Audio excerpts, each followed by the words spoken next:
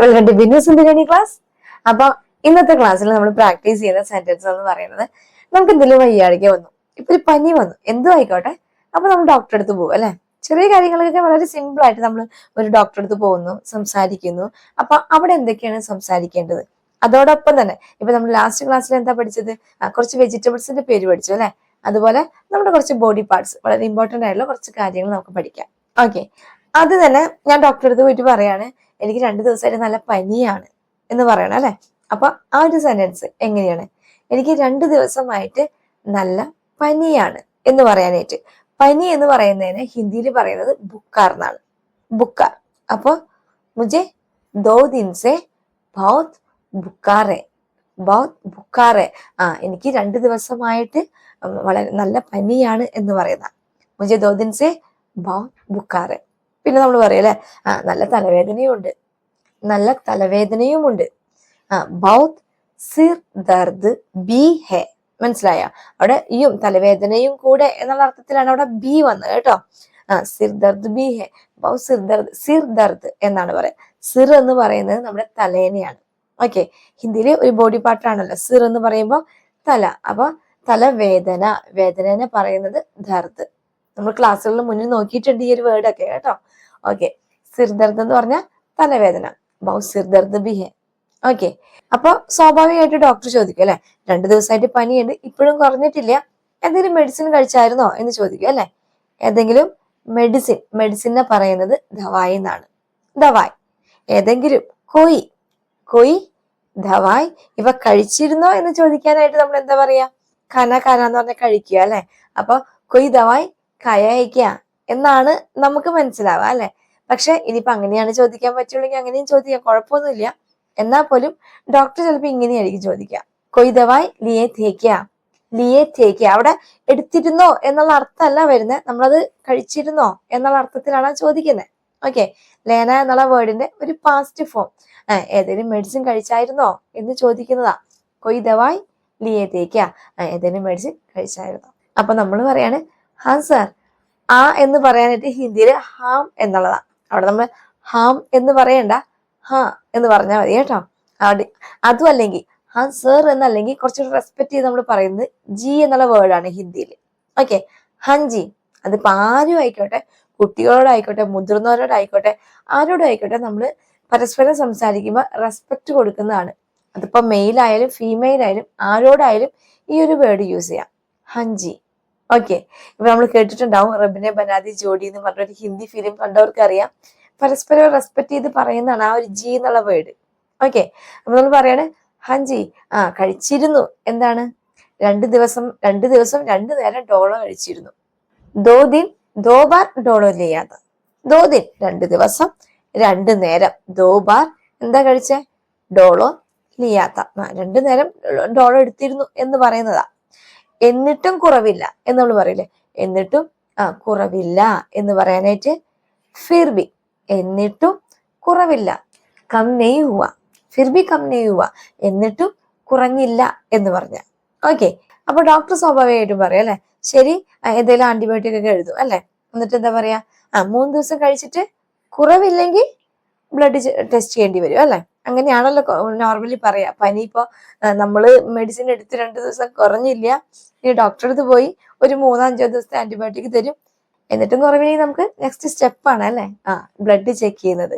അപ്പൊ അവിടെ പറയാണ്, എന്നിട്ടും കുറവില്ലെങ്കിൽ ബ്ലഡ് ചെക്ക് ചെയ്യേണ്ടി വരും എന്നാണ് പറയണെങ്കിൽ കേട്ടോ. അപ്പൊ എന്താണ് സെന്റൻസ്? ശരി, 3 ദിവസം ഈ മരുന്ന് കഴിക്ക്, എന്നിട്ടും കുറവില്ലെങ്കിൽ ബ്ലഡ് ചെക്ക് ചെയ്യേണ്ടി വരും. ഇത്ര വലിയ സെന്റൻസ് അല്ലെ. അപ്പൊ ഇതെന്തായാലും ഡോക്ടർ പറയുന്ന കാര്യമാണ്, അപ്പൊ നമുക്ക് പറഞ്ഞേ പറ്റൂ. എങ്ങനെയാ പറയാ? ടീക്കെ, ശരി എന്ന് പറയാൻ ടീക്കെ. ഏ ദവായ് 3 दिन ലേന. ഈ മരുന്ന് 3 ദിവസം എടുക്കൂ എന്ന് പറയുന്ന കേട്ടോ. ഏ ദവായ് 3 दिन ലേലോ. ഈ മരുന്ന് 3 ദിവസം എടുക്കൂ. ടീക്കെ ഏ ദവായ് 3 दिन ലേലോ. ഓക്കെ, പിന്നെന്താ? എന്നിട്ടും കുറവില്ലെങ്കിൽ ഫിർബി കം നഹി ഹുവാത്തോ. ഫിർബി കം നഹി ഹുവാത്തോ ബ്ലഡ് ചെക്ക് ചെയ്യേണ്ടി വരും. ബ്ലഡിനെ ഹിന്ദിയിൽ പറയുന്നത് കൂൻ എന്നാട്ടോ. കൂൻ ബ്ലഡ് ചെക്ക് ചെയ്യുക എന്ന് പറയാൻ കൂൻ ജാഞ്ചന എന്നാ പറയാം. കൂൻ ജാഞ്ചന പടേക, ചെയ്യേണ്ടി വരും എന്ന് പറയാൻ അവിടെ യൂസ് ചെയ്യുന്ന വേർഡാണ് പടേക. ഓക്കെ, ഫിർ ബി കം നഹി ഹുവാ തോ കൂൻ ജാഞ്ചന പടേക. മനസ്സിലാവുന്നുണ്ടോ? അപ്പോൾ ഡോക്ടർ അങ്ങനെ പ്രിസ്ക്രിപ്ഷൻ എഴുതുന്നു, നമ്മൾ മെഡിക്കൽ സ്റ്റോറിൽ പോയി മെഡിസിൻ മേടിച്ച് കഴിക്കും അല്ലെ, അപ്പൊ നമുക്ക് മാറിക്കോളും അല്ലെ. ഓക്കെ, അപ്പൊ ഇങ്ങനെയുള്ള കാര്യങ്ങൾ ഇത്രയേ ഉള്ളൂ. ഇനി നമുക്ക് കുറച്ച് ബോഡി പാർട്സ് നോക്കാം.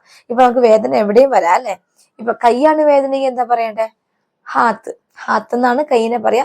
ഹാത്ത് മേ ദർദ്, അത്രേ ഉള്ളൂ. ഹാത്ത് മേ ദർദ് എന്ന് പറഞ്ഞാൽ കയ്യില് വേദന എന്ന് പറയുന്ന. ഓക്കെ, ഇനിയിപ്പോ കാലാണെങ്കിൽ പേരെന്നാ പറയാ. പേരെന്ന് പറഞ്ഞാൽ കാല്. ഇനി കൂടുതലായിട്ട് നമുക്ക് പനിയോടനുബന്ധിച്ച് വരുന്നതാണ് അല്ലെ, തൊണ്ടവേദന. തൊണ്ടവേദന പറയുന്നത്, ഇപ്പൊ തൊണ്ടേനെ പറയുന്നത് ഗല എന്നാണ്. ഗല ദർദ് ഹേ എന്ന് പറഞ്ഞാൽ തൊണ്ടവേദനയാണ് എന്ന് പറയുന്ന. ഓക്കെ, ഇനി അതുപോലെ തന്നെ വളരെ ഇമ്പോർട്ടന്റ് ആയിട്ട് നമുക്ക് പറയേണ്ട കാര്യമാണല്ലേ ജലദോഷവും ചുമയും. അത് ഞാൻ വിട്ടുപോയായിരുന്നു. ജലദോഷത്തിനെ പറയുന്നത് സർദി എന്നാണ്. സർദിയെ എന്ന് പറഞ്ഞാൽ എന്താ, അവിടെ നമ്മൾ ഉദ്ദേശിക്കുന്നത് ജലദോഷത്തിനെയാണ് കേട്ടോ. അതല്ല, ചുമയാണെങ്കിൽ ഖാസി എന്നാ പറയാ. ഖാസി എന്ന് പറഞ്ഞാൽ ചുമ. ഓക്കെ, ശരി. ഇപ്പൊ ഞാൻ പറഞ്ഞു ഹാത്തും അതുപോലെ പേർ നമുക്കറിയാം. ഇനി അതുപോലെ തന്നെ ഗല. ഗല എന്ന് പറഞ്ഞാൽ തൊണ്ട. അതുപോലെ ചെവിനെ പറയുന്നത് കാൻ എന്നാണ്. കാൻ എന്ന് പറഞ്ഞാൽ ചെവി. അതുപോലെ തന്നെ മൂക്കിനെ പറയുന്നത് നാക്ക് എന്നാണ്. നാക്ക് എന്ന് പറഞ്ഞാൽ മൂക്ക്. അതുപോലെ കണ്ണിന് എന്താ പറയാ? ആങ്ക് എന്നാണ്. ആങ്ക് എന്ന് പറഞ്ഞാൽ കണ്ണ്. ഇതിന്റെ ഒക്കെ കൂടെ ദർദ് എന്ന് പറഞ്ഞപ്പോ ആ അസുഖം എന്താന്നായി കേട്ടോ. ആങ്ക് ദർദ്, കണ്ണുവേദന എന്നൊക്കെ പറയണെങ്കിൽ കേട്ടോ. ഓക്കെ, പല്ലുവേദന നമ്മൾ പറയാം അല്ലെ. പല്ലുവേദന പറയുന്നത് ദാന്ത് ദർദ് എന്നാണ്. ദാന്ത് എന്ന് പറഞ്ഞാൽ പല്ല്. അപ്പൊ അതിന്റെ കൂടെ ദർദ് പറഞ്ഞപ്പോ പല്ലുവേദനയായി. ഇനി വയറുവേദനയാണെങ്കിലോ, വയറിനെ പറയുന്നത് പേട്ട് എന്നാണ്. പേട്ട് കേട്ടോ, പ്രൊണൗൺസിയേഷൻ ശ്രദ്ധിക്കുക. പേടെന്ന് പറയരുത്. പേടെന്ന് പറഞ്ഞാൽ വൃക്ഷമാണ്. ഓക്കെ, അപ്പൊ പേട്ട് എന്ന് പറഞ്ഞാൽ വയറ്. വയറുവേദന എന്ന് പറയണെങ്കിൽ പേട്ട് ദർദ്. അപ്പൊ പുറം വേദന പറയുന്നത് പീട്ട് എന്നാണ്. ഇതൊന്നും മനസ്സിലാക്കുക കേട്ടോ. പേട്ട്, പീട്ട്. പീട്ട് എന്ന് പറഞ്ഞാൽ പീട്ട് ദർദ് എന്ന് പറയുന്നത് പുറം വേദനയാണ്. ഇനിയിപ്പോ എലിവേദന എന്ന് പറയാനാണെങ്കിൽ, എലിവേദന പറയുന്നത് കമ്മർ ദർദ് എന്നാണ്. കമ്മർ എന്ന് പറയുന്നത് എലീനെയാണ് കേട്ടോ. ഇതൊക്കെ ഒന്ന് മനസ്സിലാക്കി വെക്കാം. ഓക്കെ, അതുപോലെ നമ്മുടെ വിരലിനെ പറയുന്നത് ഉങ്കിലി എന്നാട്ടോ. ഉങ്കിലി എന്ന് പറഞ്ഞാൽ വിരലും. അതുപോലെ നഖത്തിനെ പറയുന്നത് നാക്കൂൻ എന്നാണ്. നാക്കൂൻ. ഇനിയിപ്പോ എന്താ, നാവിനെ പറയുന്നത് ജീബ് എന്നാട്ടോ. ജീബ് എന്ന് പറഞ്ഞാൽ നാവ്. ഇതൊക്കെ ഒന്ന് അറിഞ്ഞിരിക്കാൻ വേണ്ടി പറയുന്നേ ഉള്ളൂ. ഇനി അതുപോലെ നമ്മൾ പറയും അല്ലെ, എന്റെ ശരീരം മുഴുവൻ വേദനിക്കുന്നു എന്ന് പറയാം അല്ലെ. മെര പുര ശരീർ. ശരീറിനെ ശരീരം തന്നെ പറയാം കേട്ടോ. അപ്പൊ പുര ശരീർ ദർദ് എന്ന് പറഞ്ഞാൽ എന്താ, എന്റെ ശരീരം മുഴുവൻ വേദനിക്കുന്നു എന്നുള്ളതാണ് കേട്ടോ. അപ്പൊ ഇങ്ങനെയൊക്കെയാണ് നമ്മൾ വേദനകൾ പറയുന്നത്. ഇനി ഒരു അസുഖം ഉണ്ട് അല്ലെ, വോമിറ്റിംഗ്. വോമിറ്റിങ്ങിനെ പറയുന്നത് ഉൾട്ടി എന്നാണ്. ഉൾട്ടി. ഉൾട്ടി ആരെ എന്ന് പറഞ്ഞാൽ എന്താണ്, മുझे ഉൾട്ടി ആരെ. ഇപ്പൊ എന്തെങ്കിലും സ്മെല്ലൊക്കെ വന്നു കഴിഞ്ഞാൽ നമ്മൾ പറയല്ലേ, ഓ ഛർദിക്കാൻ വരുന്നു എന്ന് പറയാനായിട്ട് ഉൾട്ടി എന്നാട്ടോ പറയാ. മുझे ഉൾട്ടി ആരെ എന്ന് പറയുന്നത് എനിക്ക് ഛർദിക്കാൻ വരുന്നു എന്ന് പറയുന്ന. മുझे ഉൾട്ടി ആ രഹി ഹെ എന്നുള്ളതാണ് കുറച്ച് സ്പീഡിൽ പറയുന്ന കേട്ടോ. മുझे ഉൾട്ടി ആ രഹി എന്ന് പറയുന്നത്. ക്ലിയർ ആവുന്നുണ്ടോ? അതുപോലെ ഈ ഉൾട്ടി എന്നുള്ള വേർഡ് തുടക്കക്കാർക്ക് പലർക്കും മിസ്റ്റേക്ക് വരാവുന്ന ഒരു വേർഡാട്ടോ. കാരണം ഉൾട്ട എന്നൊരു വേർഡും കൂടിയുണ്ട്. ഉൾട്ട എന്ന് പറയുന്നത് നമ്മളിപ്പോ തിരിച്ചു പിടിക്കുക അല്ലെങ്കിൽ മറച്ചു പിടിക്കുക എന്നൊക്കെ പറയത്തില്ല.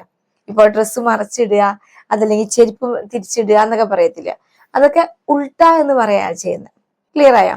ഇപ്പൊ അത് തിരിച്ചു പിടിക്കൂ എന്ന് പറയുകയാണെങ്കിൽ ഓ ഉൾട്ടാ പക്കടോ എന്ന് പറഞ്ഞാൽ മതി. അതല്ലെങ്കിൽ ഉൾട്ടാകരോ, ഉൾട്ടാകരോ എന്ന് പറഞ്ഞാൽ എന്താണ്, അത് ഇപ്പൊ എന്തെങ്കിലും സാധനം നമ്മളോട് അത് മറച്ചു പിടിക്കൂ എന്ന് പറയുന്നതാ. അവിടെ ഉൾട്ടിക്കരോ എന്ന് പറയരുത്.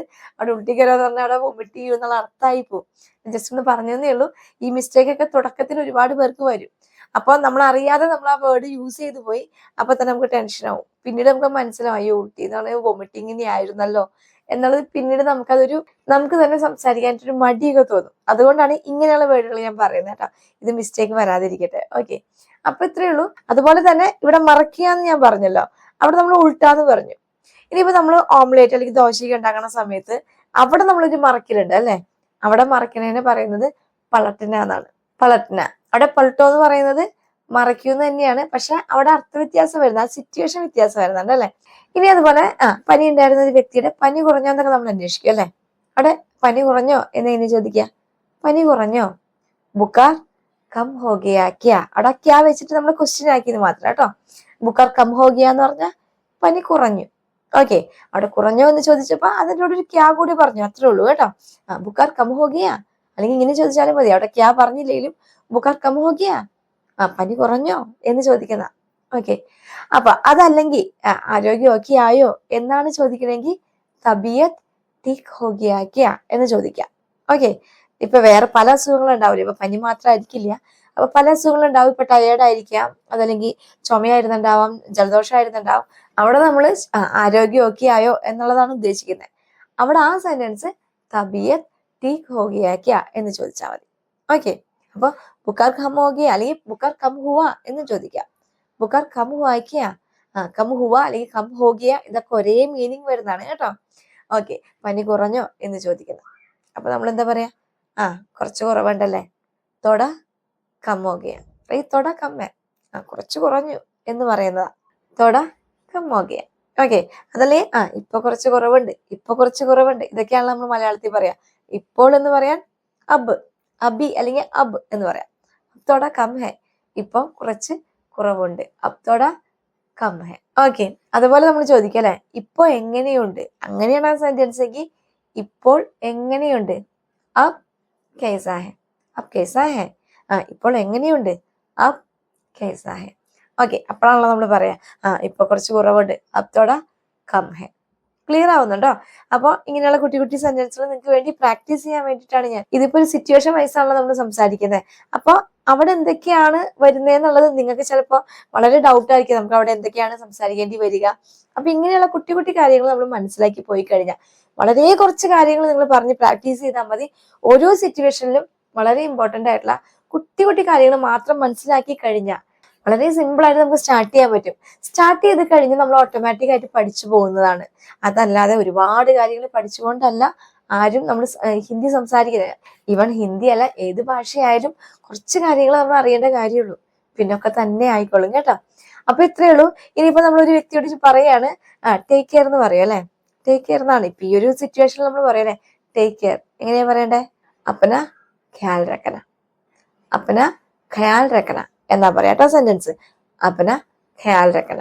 ഓക്കെ, ഇനിയിപ്പോ കാണാം എന്ന് പറയാം അല്ലെ. നമ്മൾ പോകുമ്പോ കാണാം എന്ന് വളരെ സിമ്പിൾ ആയിട്ട് പറയില്ലേ? എങ്ങനെയാ പറയാ? പല ക്ലാസ്സുകളും നമ്മൾ പഠിച്ചിട്ടുണ്ട് അല്ലെ. എങ്ങനെയാണ്?